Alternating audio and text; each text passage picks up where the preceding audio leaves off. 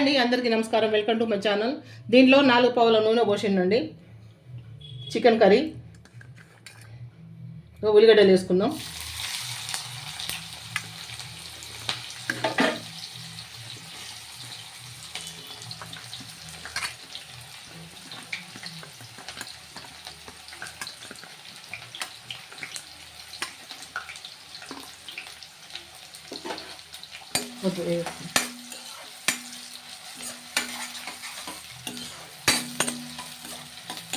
ఉల్లిగడ్డలు ఎర్రగా వేపుకుందామండి.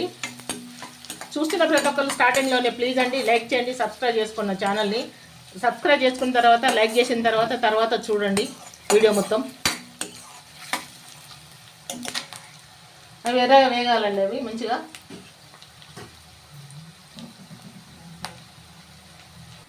కొంచెం కొత్తిమీర వేద్దామండి. దీంట్లో కొత్తిమీర వేద్దాము.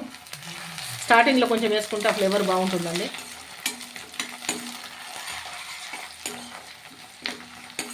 మంచి ఉల్లిగడ్డ ఎర్రగా కానిద్దాం.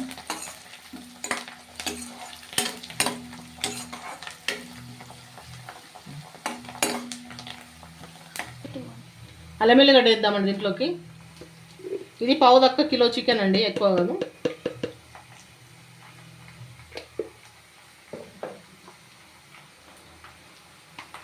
అదేవిధంగా ఇగో పసుపు వేద్దాం. నీసు కూరలో కొంచెం పసుపు ఎక్కువ ఉంటేనే బాగుంటుంది.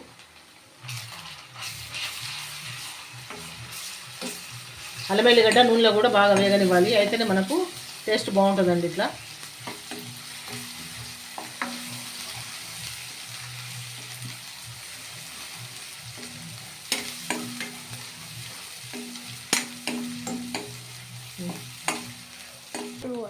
చికెన్ వేసుకుందామండి. ఇప్పుడు చికెన్ వేసేస్తున్నాను.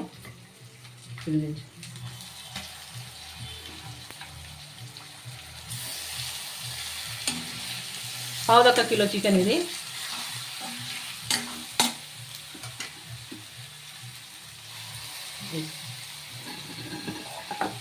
ఇది మంచిగా కొంచెం మీడియంలో పెట్టుకొని మంచిగా కలుపుదాం.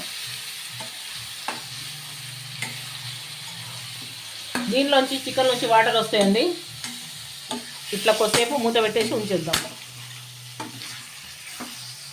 ఈ అల్లం ఎల్లిగడ్డ మనం వేసింది మంచిగా ముక్కకు పట్టాలా కాబట్టి ఇట్లా పెడదాం. కొద్దిసేపు మూత పెట్టేసినామండి. ఇక కొంచెం 5 నిమిషాల వరకు అట్లా ఉంచేద్దాం. చూద్దామండి. చూడండి, నీళ్ళు మొత్తం ఇంకిపోయినాయి. ఇప్పుడు 1 బై 1 అన్నీ వేసుకుందామండి. దీంట్లో ఇదిగోండి ధనియాల పొడి,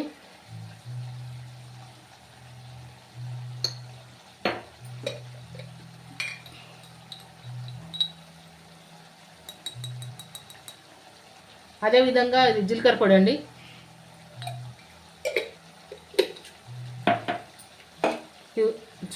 మిరియాలు కొన్ని ఇప్పుడే ఫ్రెష్గా దంచేసిండండి మిరియాలు,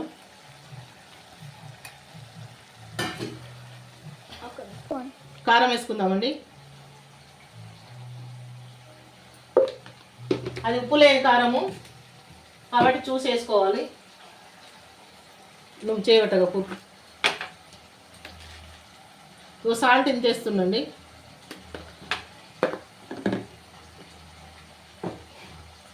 ఇది ఒకసారి కలుపుకుందాము.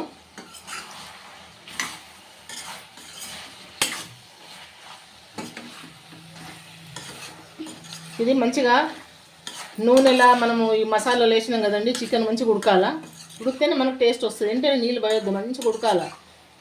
దీంట్లో తేమ మొత్తం పోయేంత వరకు ఉడకాల. అయితే మనకు కొంచెం లేట్ అయినా పర్వాలేదు, కానీ టేస్ట్ మాత్రం సూపర్గా ఉంటుంది. మీడియంలో పెట్టేసి ఉడికించుకోవాలి.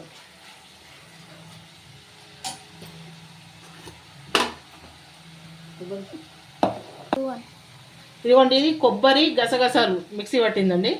మిక్సీ పట్టి పెట్టినాను. 1 స్పూను. మన గ్రేవీ చిక్కగా వస్తుంది, రుచి కూడా బాగుంటుందండి.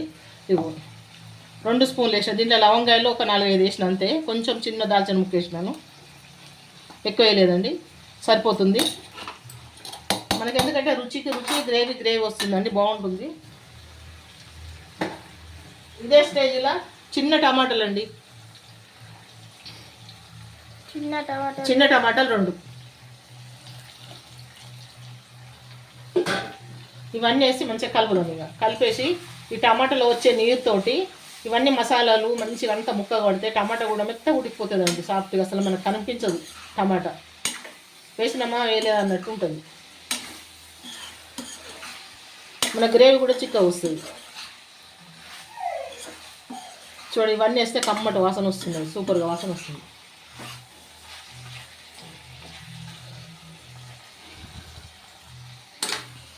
ఇక మూత పెట్టేద్దామండి. మూత పెట్టేసి మిరపకాయలు పచ్చిమిరపకాయలు అండి చీలికలు ఇప్పుడు వేస్తున్నాను. 2-3 పచ్చిమిరపకాయ చీలికలు. ఇప్పుడు మీడియంలో పెట్టి ఉడికించాలి. మూత వేద్దామండి. ఇప్పుడు మూత తీసేద్దామండి. చూడండి చక్కగా ఉడికింది మనకు చికెన్ కర్రీ. ఇవ్వండి ఇట్లా రావాలా.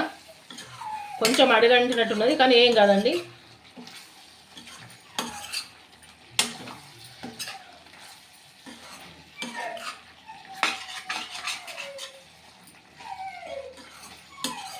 మంట మీడియంలో పెట్టి ఉడికించినండి ఇప్పటి వరకు. చూడండి ఎంత బాగా వచ్చిందో గ్రేవీ, మంచిగా ఉడికింది.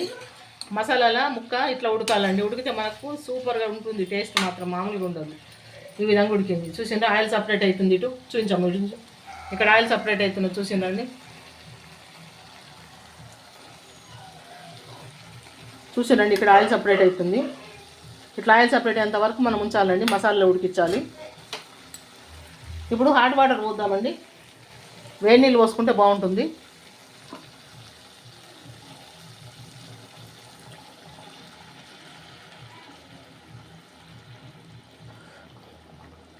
చాలు, మాకు కొంచెం గ్రేవీ కావాలండి. పిల్లలు గ్రేవీగా తింటారు కాబట్టి ఇంత పోసినండి వాటర్. మనకు ముక్క కూడా ఉడకాలి కదా, సరిపోతుందండి ఈ గ్రేవీగా. మూత పెట్టేస్తాను.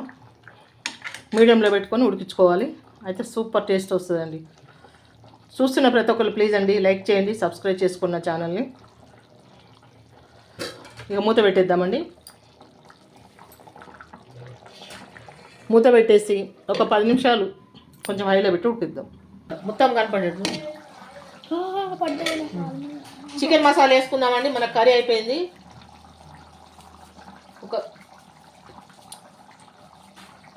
ఒక స్పూన్ అంత వేస్తున్నా చికెన్ మసాలా, చాలా సరిపోతుంది. కొంచెం అదేవిధంగా కొంచెం కొత్తిమీర వేస్తున్నాను. ఈ వేడికే మగ్గిపోతుంది.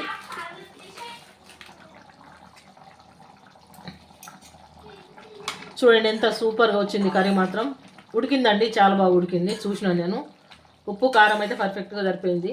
కారం సరిపోయింది. ఉప్పు సరిపోకపోతే వేసుకోవచ్చు. ఇప్పుడు ఈ స్టేజ్లో వేసుకోవచ్చు, చూసి వేసుకోవాలి ఉప్పు. చూస్తున్న ప్రతి ఒక్కరు ప్లీజ్ అండి లైక్ చేయండి, సబ్స్క్రైబ్ చేసుకోండి నా ఛానల్ని. ఇక ఉంటానండి, నెక్స్ట్ వీడియోలో కలుసుకుందాం. చూడండి చూడండి ఇదిగో మనకు ఆయిల్ మనకు సపరేట్ అయిపోతుందంటే మనకు కర్రీ అయిపోయిందని మనకు దూరం చక్కదు. ఆయిల్ సపరేట్ అవుతుందంటే మనకు కర్రీ అయిపోతుందంటూ తెలియని వాళ్ళకి చెప్తుండండి. అయిపోతుందని మనకు అర్థం. ఇక అయిపోయిందండి, స్టవ్ ఆఫ్ చేస్తాను. చూస్తున్న ప్రతి ఒక్కరు లైక్ చేసేసి ఇక మూత పెట్టేస్తాను, స్టవ్ ఆఫ్ చేసేస్తాను. ఉంటానండి, నెక్స్ట్ వీడియోలో కలుసుకుందాం. ఇక